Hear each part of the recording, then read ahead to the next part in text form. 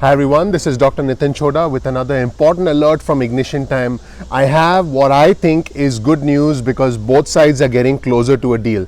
This news just came out and it's brand new information now. According to Jake Sherman from Politico, and again this was on Jake Sherman's Twitter feed as well as Jeff Stein's Twitter feed, and I'll link you to both those Twitter feeds below. This is latest reporting that suggests that the GOP has actually started to make concessions. So what do I mean by that? The GOP is now saying that they are amenable, they are agreeable to a $400 a week federal booster, which is still down from the $600 a week. But remember, it's higher than the $200 a week that they had originally proposed. It's higher than the 70% wage replacement for a majority of individuals, because a majority of low income and middle income earners, for them the $400 a week federal booster on top of the state unemployment benefits is substantial. So the proposal is $400 a week from the GOP until the 15th of December. Now keep in mind, this is up significantly from the $200 a week, but it's still down from the $600 a week that the Democrats wanted. They have also agreed to extend the eviction moratorium till the 15th of December. That's what the GOP has agreed to do in these internal talks, in these internal deliberations, and they've agreed to $200 billion in state and local money. Now the Democrats are actually saying that offer is closer to $150 billion. But it's still up because, this is more than what they had offered before. Now, on the other hand, the Democrats have also made concessions. The Democrats have lowered the ask for the United States Postal Service from $25 billion, which was the original ask, down to $10 billion. So as you can see, both sides are now starting to get closer and closer to a deal. And I predict that by the end of this week or sometime next week, that there will be, that there'll be a formal deal announced. And then at that point, both sides will try and claim credit for what's going on. And the Trump administration has proposed reducing the figure, the $600 a week federal booster, down to $400 a week.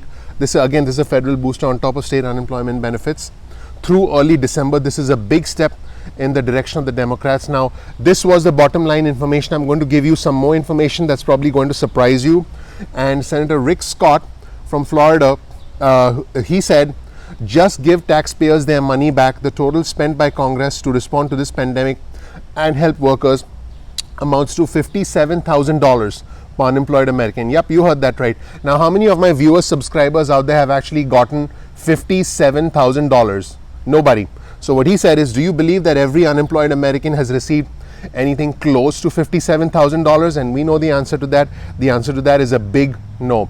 By the way, speaking of Florida, I think there was a fascinating interview with the governor of Florida, Ron DeSantis, in which he basically acknowledged that the state unemployment systems were set up to pay out the least number of claims. These are words from him, and I'm actually going to be covering that in the next video, in the next announcement on our channel. So you definitely want to subscribe to the Ignition Time channel, and you want to enable notifications so you get an instant alert as soon as that video is released. Also, if you learned something new from this video, please click the like button. And this news about the Democrats willing to make a concession, and this news about the Republicans now edging closer and closer to the Democrats into what I call the zone of compromise, the zone of negotiation, was actually first reported by the Washington Post this morning. And I'm going to quote some important comments from the Washington Post. So President Trump said that he wants to get funds to people so they can live. These are quotes from the president. I try and focus on actual quotes from elected officials, regardless of whether the news comes from the Washington Post or the Fox News, because you can see I've covered everything on our channel. But these quotes are pretty significant. And President Trump said, we want to get funds to people so they can live, but we don't want to disincentivize those people from going back to work. Now, this is also pretty interesting because some studies have shown that people on unemployment benefits are actually more likely to search for work. People on unemployment benefits will continue searching for work and will actually go back to their jobs. And I'm actually going to give you that information and reveal that in another video coming up on my channel. It'll probably be released at 2 p.m. East Coast time today, because we're actually completing that video right now. But people who are on unemployment benefits are actually more likely to continue searching for work, according to one study from the Chicago Federal Reserve. So you definitely want to check that out. And so these were essentially the high points. Both sides have been negotiating, as you know, and we are getting closer and closer to a consensus. So that's it, everybody. I hope you learned something new. If you did, please click the like button.